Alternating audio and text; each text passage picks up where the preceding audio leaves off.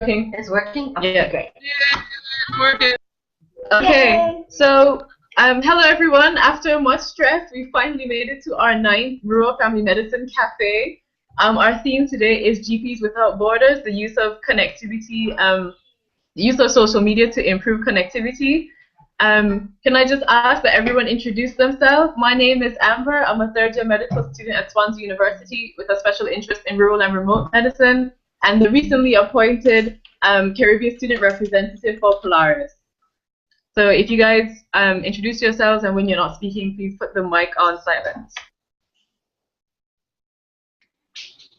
I'll go next, I guess. Dr. Kyle Hodebeck from the United States, and I'm the chair of Polaris. And with me is Dr. Caitlin Maruka, also from the United States.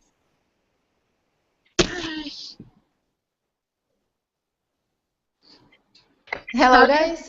Yeah. Okay. I'm Bianca. I'm a medical student. I'm in my 4th year, and I'm from Brazil. I am really interested in family medicine, especially in the rural medicine, and I have been part of some other rural cafes before, and I'm really happy to be here with you today. Talia, do you want to introduce yourself? Hi, yeah, I'm Talia. I'm a third-year medical student in Canada, which is very large, so more specifically Ontario, Northern Ontario, and I'm interested in rural and family medicine and rural surgery.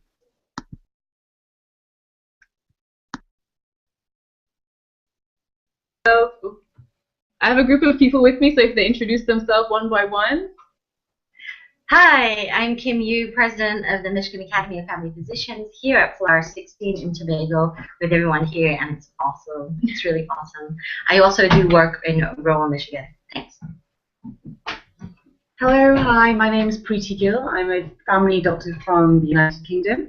I'm involved in family planning and teaching as well, so having a great time here in Tobago. Hi, I'm Flor Ledesma. I come from Venezuela. I'm in faculty at the University of Zulia and family medicine undergraduate and postgraduate level. It's very nice to meet everyone here in Tobago and have a nice family doctor day. All right, so the first question that I want to pose to the panel is, how do you use social media in your everyday practice? Kyle, do you want to start us off?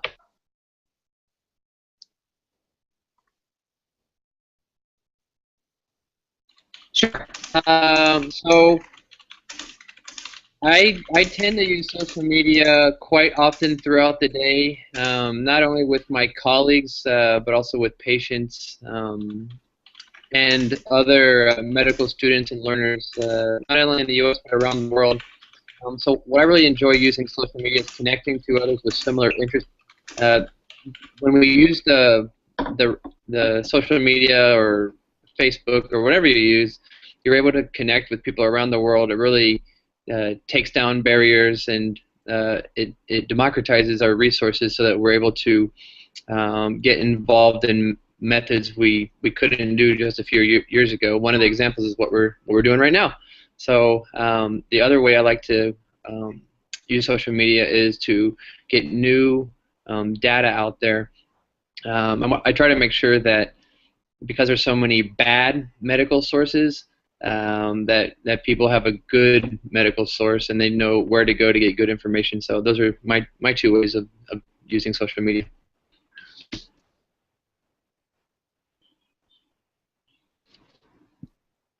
Hi guys, it's Talia. I can go next. So my medical school specifically, everything's done through web connection like this, because there's just 2 campuses, and Ontario is very, very vast.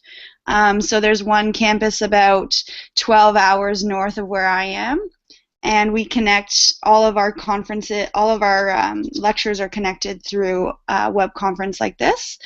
And all of our meetings, so any student council meetings, are all connected via satellite.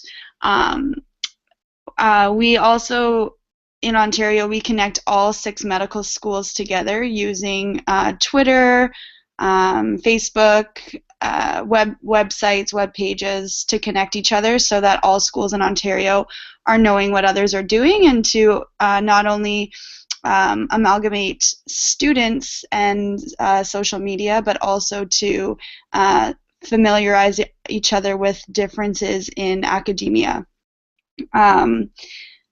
Something that we do more locally is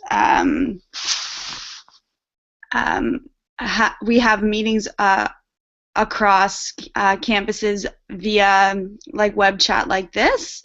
And me personally, I connect using Tumblr blogs for medical students to just to get a broader sense of what's going on internationally.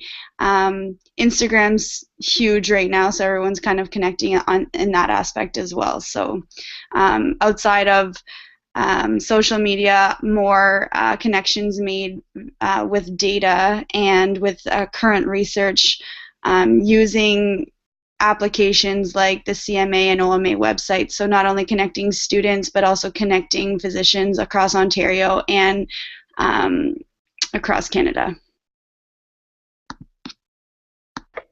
Thanks, Talia and Kyle. And also, one thing I forgot to mention is during this chat, you can use hashtag Rural Cafe to post any of your comments, questions, or stories on Facebook or Twitter, and we'll be able to follow that.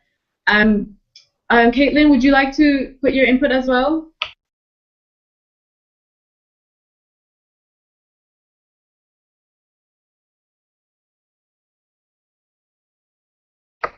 Would any of you guys like to... What did you say? Oh, I said Caitlin, if she wants to add something. Hi. Yeah, so I'm pretty new to social media, so here to learn mainly from you all. I do use Facebook quite a bit to connect with peers, and but in terms of Google Hangout and some of I'm currently not a Twitter person, so we'll see if we can change that. But I do use it to connect with peers, and hopefully soon in the future to connect more with medical students in the U.S. All right, and Dr. Q. Hi.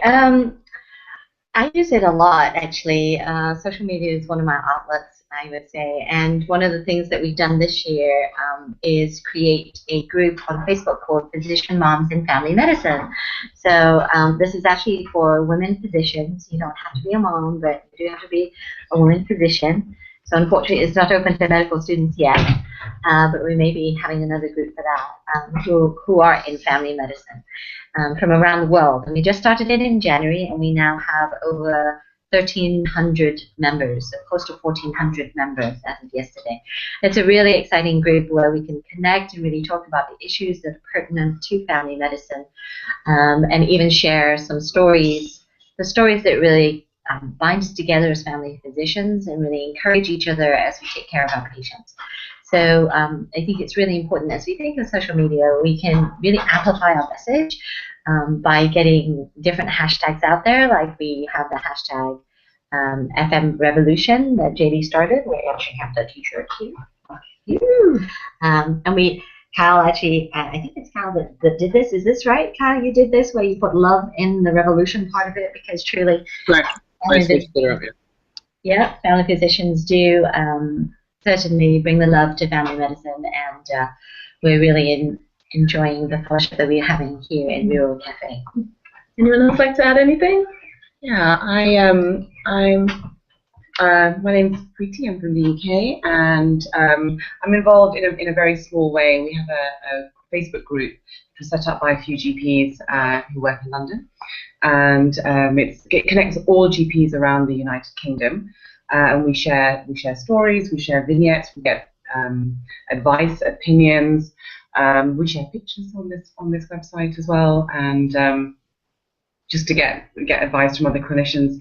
It's also non-clinical as well, and people advertise locum jobs on there and things like that, and there's a lot of useful information on there. So yeah, I wasn't involved in setting it up, but I use it, and I get a lot of good information from it as well. I think one of the most important uses of social media, especially in rural practice, is because doctors are often very isolated and not supported. It's good to have sort of a safe platform where people can get advice and support. Would you like to add anything, Laura? I would like to have this social media when I was a rural doctor, but I am planning to send this information for my student that in maybe 2 weeks they have to go to a rural place, and I already sent your idea, Café Rural, and I think it's excellent to share information and to support when you are in that areas. Bianca, do you want to say anything?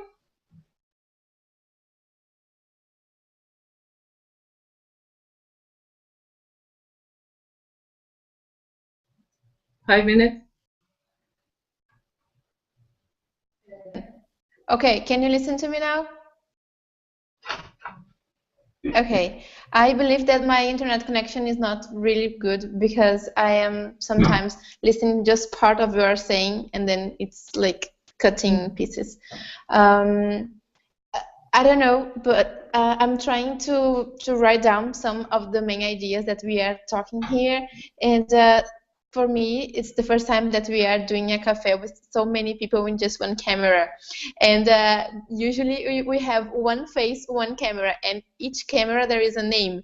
So I just can see Amber's name and lots of faces, and I didn't get the name. So if you could, after, say again just one more time your names so I could recognize again.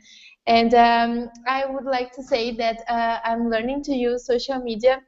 It started last year and it's been great. Here in Brazil, we have some study groups in our medicine faculties.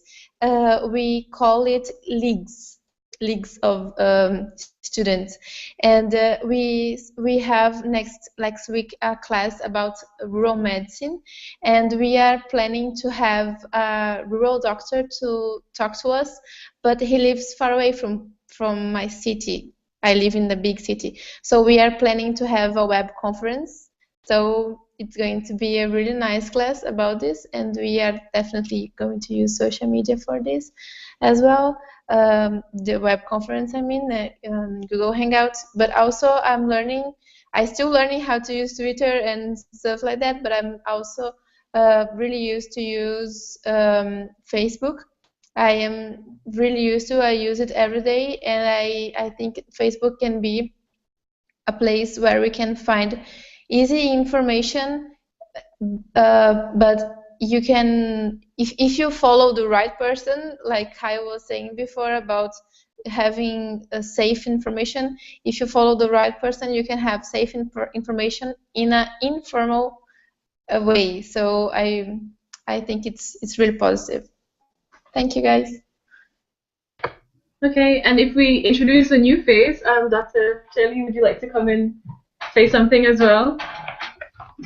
Hi, I'm Shali Prasad. I'm a academic researcher, clinician in Minneapolis, Minnesota, and I've spent a lot of my professional life working in rural areas, and also currently one of the reasons I think Amber got me here was I did a lot of research in rural health policy as to how health policy needs to be changed or what the effect of health policy is in rural settings. And that's my primary research area now. Okay, thank you very much. And Bianca, do you want me to introduce everyone again now or at the end? You can choose what's best for you. Okay, we'll do it now if that's okay. So we'll start at that side.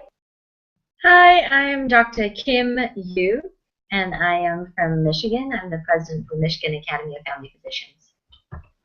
And you know who I am, Amber Wheatley. I'm a medical student originally from the British Virgin Islands. I'm studying in Swansea.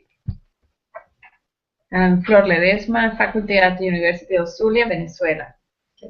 And we also had Preeti from the UK, and Dr. Shaby was the one who just spoke. Okay?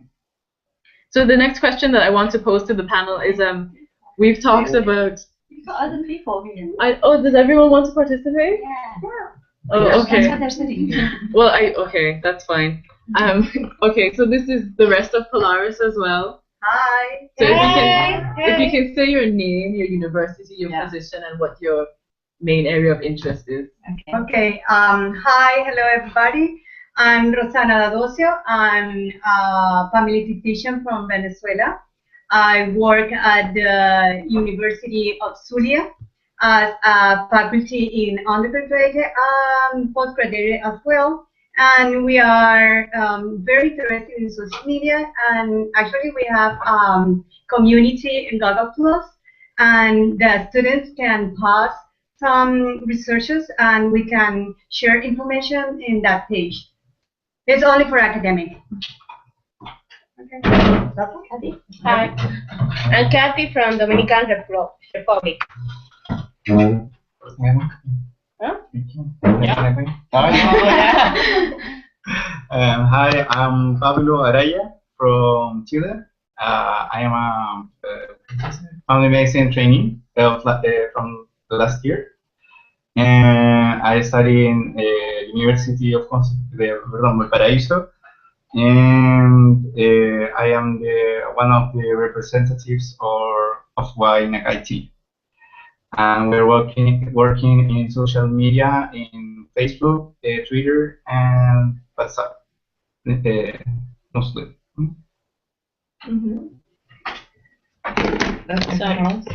Hi, I'm the old one in group. I am a family physician practicing in Trinidad, but we have been hosting this group in Tobago, in the island attached to Trinidad and Tobago. I'm an associate lecturer at the Family Medicine Department at the University of the West Indies in Trinidad. And we've been so happy to have this group here, this Polaris group, and learning more and more about the use of social media in the way in which we can meet each other and share each other's ideas.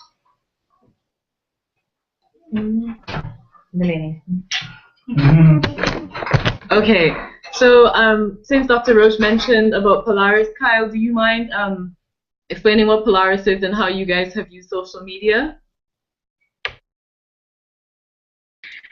How we use it through Polaris? Yes, please. Yeah, sure. Okay. So Polaris and all young doctors movements around the world, because we're spread out so far, in order to remain connected and be involved and collaborate, we have to find means to do so, and social media has been our mainstay for the last several years. Currently in our group we have over 2,000 members, several of which are extremely active, and we invite people all over the world to get involved. Some of the things we recently discussed at our forum a couple days ago are things like the One Word for Family Medicine project, where we asked people to describe their favorite aspects of family medicine, and we represented those responses throughout each country around the world. And we're bringing together family medicine communities where previously they had no professional or social support, places where there are only a couple of family medicine docs, or even places where people perform family medicine but they're not recognized as family medicine doctors. So that's one of our most successful campaigns we've had recently. Otherwise, we're also doing international Ballant groups. We have formed the first multi-centered international Ballant group using a social media platform called Zoom, similar to this as well, and that's in conjunction with the International Ballant Federation, and all the young doctors movements have participants in that group. We have a few other things. Started with Vasco da Gama, which is the Polaris equivalent in Europe, have something called FM Changemakers, and we get together on social media, try to get together every couple of weeks and do a tweet chat on specific. Oh no, did we go out?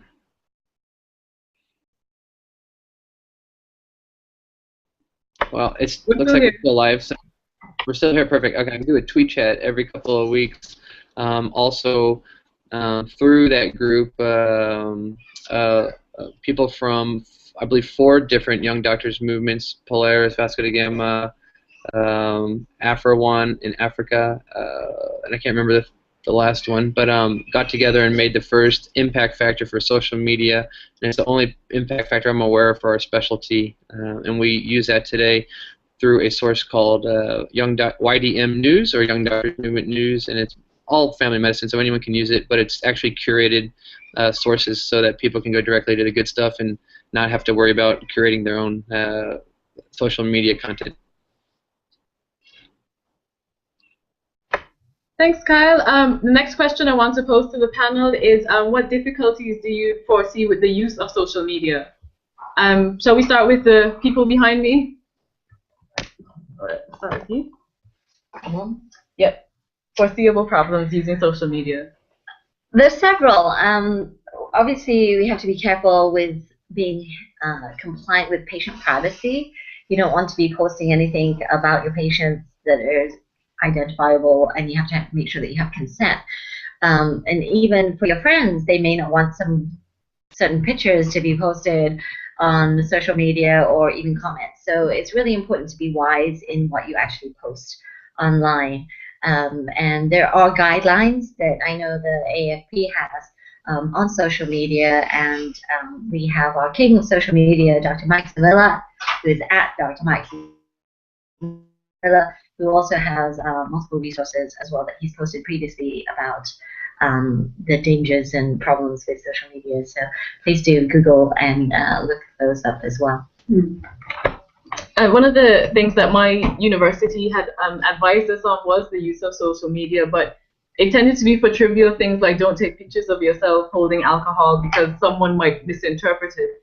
So I think it's quite hard to legislate that because you can't please everyone, especially with something that's as open-ended and as new as social media.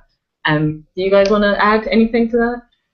It's important to don't show a picture about the women's and like I don't know when nace la niña en el parto. Delivery? Delivery. Yes. Delivery. We had a big problem at university because the students very happy show that picture, and it's not permitted. It's prohibited by the law. Do you want to?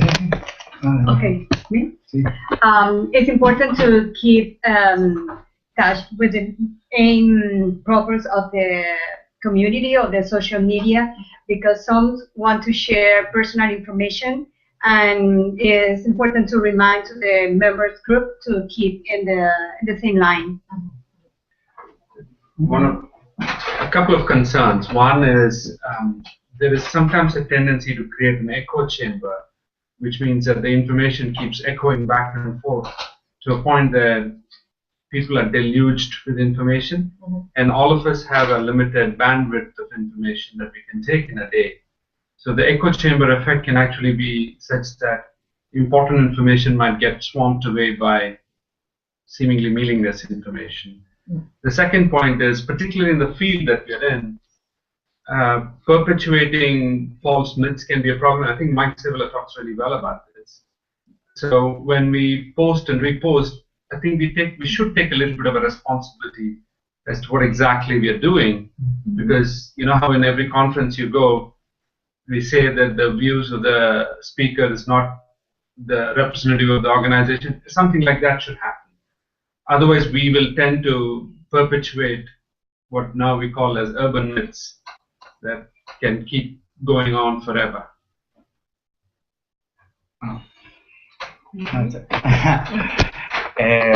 I think there are two ways of participating in social media. One of them is like an individual, and another one is like a representative of a group. So I think it's important to, when you are a representative or your name in the social media is the group, who is managing that account, and if the information which is I don't know, ¿cómo se dice? Publishing, posting, has to be the and consent of all the participants of the group. So that's very important to have a representative of diffusion or posting, who and be agree all of the participants to have a communication plan. Okay, so what we can say and what we don't say. That's it. Okay. Would anyone else like to say anything? No? Okay. So as Pablo mentioned, it would be convenient to have sort of rules and regulations on what you can and can't say. So we've had an example from Flor about using a lot of discretion with sort of gynecological situations.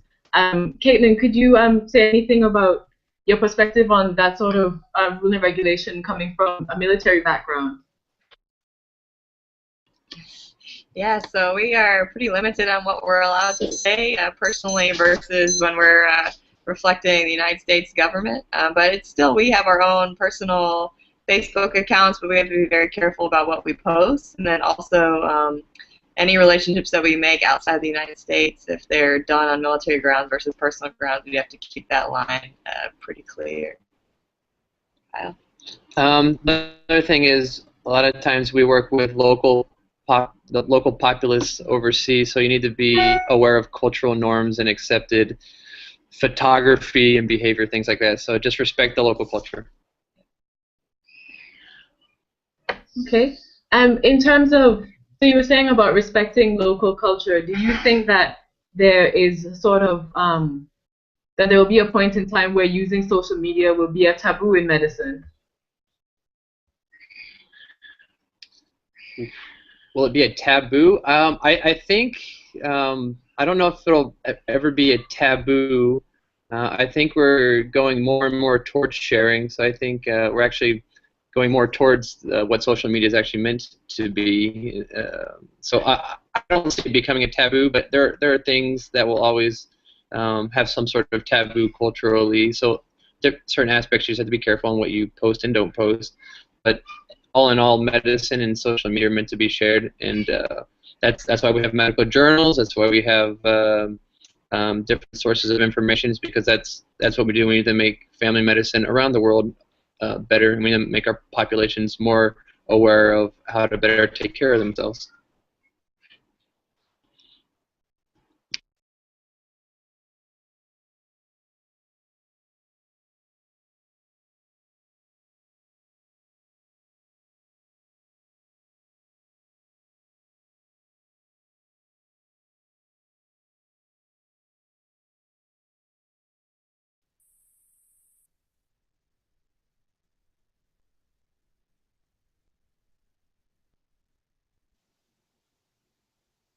I believe their internet stopped working. All right. It still says we're so. Okay, they are back. We're back. Yeah, we are. You want to answer that question as well in the meantime? Yes. About the social media affecting culture norms and being maybe a taboo in medicine, I think it's a really delicate subject, because I study in a really traditional faculty here in Brazil, and I have some older professors, and lots of them, they are not okay with the social media. A few days ago, all the students received an email from our director saying that we are not allowed also to take pictures with our patients, because here in my faculty it was there was a habit that some students, after doing a delivery, they had some picture with the babies with the mother consent, and then they put the picture on the internet saying that it was okay for the mother to have that picture on the internet. But today our director just prohibited us. I think this is a good thing to do, because this is really delicate. But I can say that my colleagues, they are not respecting this. They keep on putting some photographs on the internet, and the bad thing of internet is the fact that it's really hard to to punish, because they just keep on putting some photographs on the internet and they are not punished about that. So it's really complicated, but I believe that I believe that sometimes it is a taboo for older professors, but also we should sorry, I forgot the word in English. We should keep on trying to bring the positive aspects of the social media to our daily lives, because sometimes professors just keep on trying to teach us with old methods, and sometimes social media can be a good place, a good tool to help us in our learning.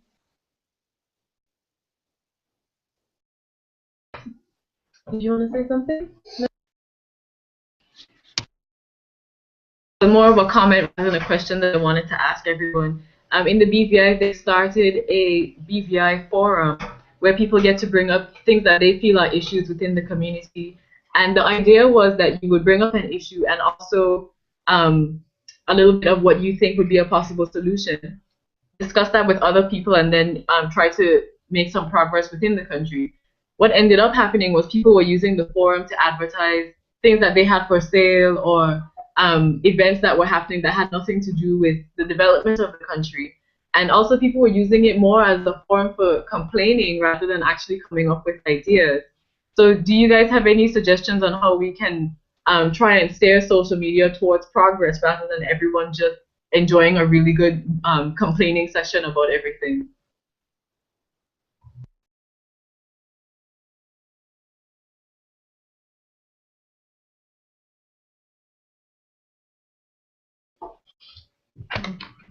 Again, Shali here. I think one of the things that Pablo brought up earlier is for people to take ownership of the social media.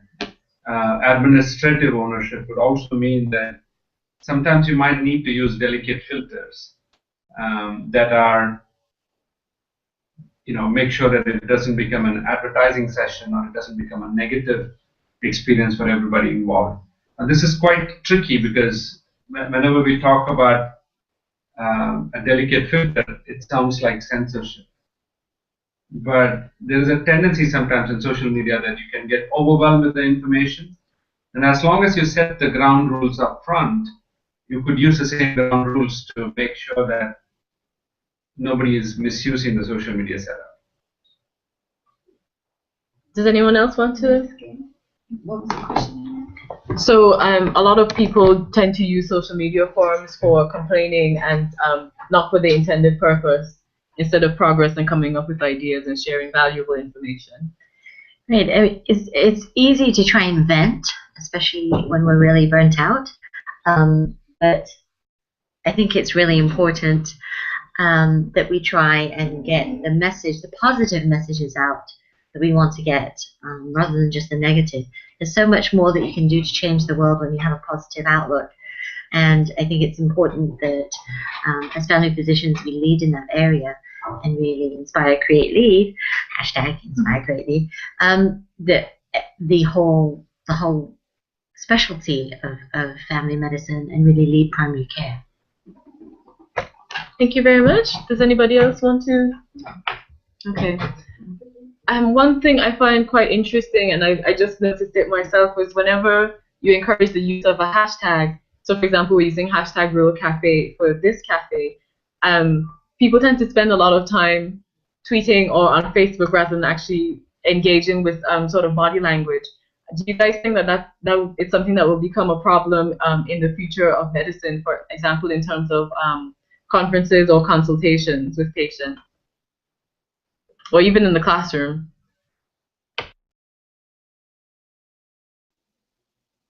It's very interesting. Sorry. When we go to meetings. Just ask again. I didn't understand the question, please. So when you're encouraging people to use social media, they often spend a lot of time focusing on like tweeting or Facebooking rather than engaging with you using, like, for example, eye contact, positive body language. So do you think that is something that will become a problem when we encourage the use of social media for example, in conferences, in meeting with patients, or even in the classroom? Yeah. I think that at conferences, especially medical conferences, tweeting actually is a very good way of engaging your brain if you're a listener who likes to learn actively. Because I find that when I'm at a meeting and I'm actually listening to someone and tweeting at the same time, it helps me reinforce what I'm learning. And then later, I have almost like notes that are written of everything that I've learned from that meeting, which is, for myself, very helpful. I know that at dinner times, you know, I have to try and put my phone away so that I am actually engaging with people, especially my family. And so, you know, it's important that we do disconnect. And I'm very thankful for CCFP here for allowing us time here in Tobago to connect with each other and with Polaris 16, and also to disconnect a little bit from social media, but also having some time to connect on social media as well. I used to give a break for the students to use the social media during the session, so it's worthwhile for us, and it's a good idea to let they can share information, like Kim said, and to post a picture or something like that.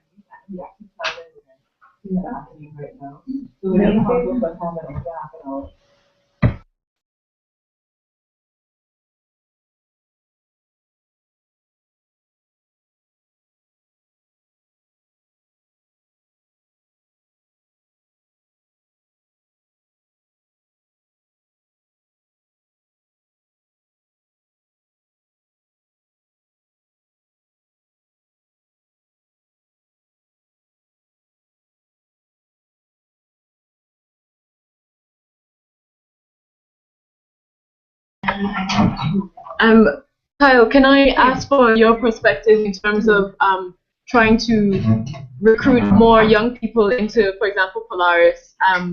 Do you find that you get a more superficial engagement since you're not meeting people face to face, or are people quite interested? You get both, just like in real life as well. So I try to surround myself. This kind of goes back to the question: how do you ensure we use social media for positive? You have to surround yourself with good people. That's the same thing in real life. When you build an awesome support network as well as a group of friends, colleagues, whoever it may be, you really get stuff done. If we're not going to be the ones to make the change, then who will? So set yourself up for success in real life and on social media.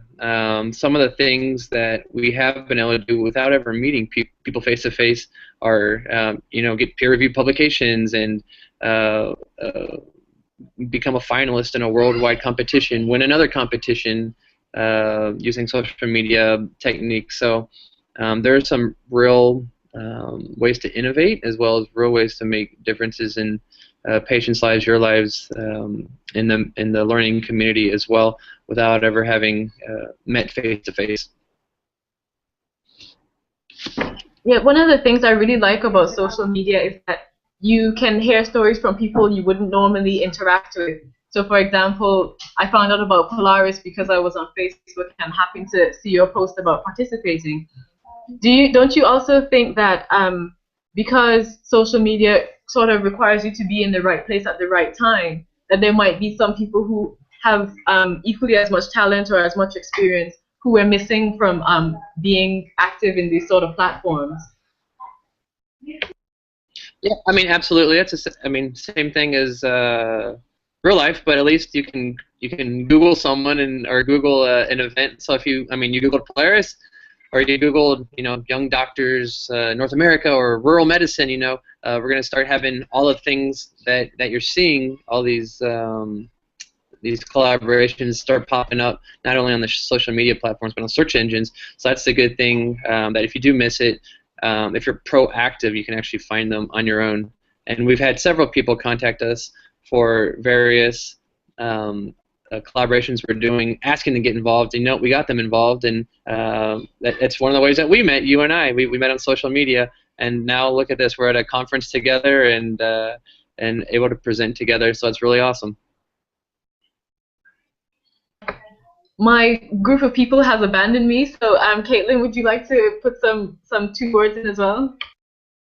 So being newer to social media, or I guess more cautious, just based on being in the military, it seems like there's definitely some room for me to be able to connect more with my students and residents through using it and allowing them some of these opportunities and getting them involved, making sure they're aware that they're out there. One of the challenges I still face with social media is filtering. We all have a finite amount of time, and I feel like I get a lot of the complaining and venting, so that's something that I'd like to improve on myself so that I could be more active. With the little one running around, you already have so much time, so trying to figure out how to get the information you want out of social media is somewhere that I would really like to learn. So I think having what's the name of the YDM News, or the criteria that you were using. Oh, our impact factor? Yeah, the impact factor to help sort or filter information that's actually medically relevant rather than just comments off of things that may not be relevant to your day-to-day will be really helpful. So I'm looking forward to using that. And sort of a more rough way of doing that, I suppose, is also using hashtags. For example, you can sort of search for the hashtag that you want. But I think not many people really know how the hashtag works and like the purpose of it. So our final question, because I'm being kicked out of the house, how do you guys think that we should encourage people to use hashtags in social media, particularly for medical purposes? Go for it, to get a really good hashtag, we need to be able to ensure that people understand what the hashtag is, and you want to try to make it as abbreviated as possible so you can actually get information in your tweets or social media messages. Those are 2 little tricks, and then we also need to make sure that you have enough people interested interested in that topic, or it's a topic that is really untouched, if you will, or has limited visibility with the social media world. So all those things, like we discussed last Rural Cafe, the women in rural medicine, that's really untouched. So that hashtag should be really unique and hopefully make some changes within the rural family medicine community.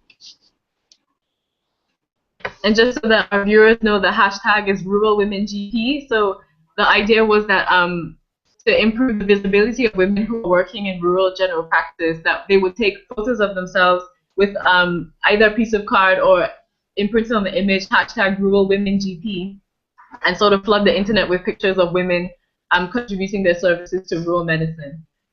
We're out of time. I'm sorry that this cafe is shorter than our usual hour, but if we could just have closing comments from the panel that's left, and then we'll call it a day. All right. So I just want to say thanks to everybody who's been here at Polaris 16 in person in Tobago.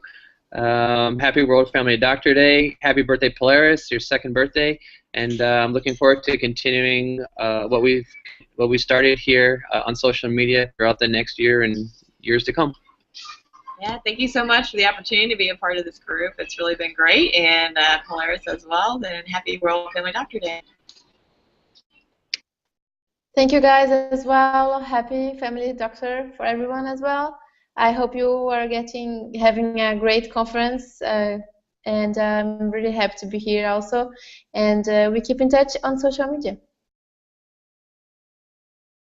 All right. Thank you guys so much for participating. It was a bit of a rocky start, but it's okay. We worked through it. And happy World Family Doctor Day, happy birthday to Polaris, and happy birthday to the Caribbean College of Family Physicians Tobago. It's been a really enjoyable experience, and I hope that everyone who's watching it and also everyone participating continues the conversation via Twitter and Facebook using hashtag Rural Cafe. Our topic is on the connectivity general practice without borders, so I really hope that we fully display that capability today. Thank you guys for joining us, and goodbye. Bye-bye.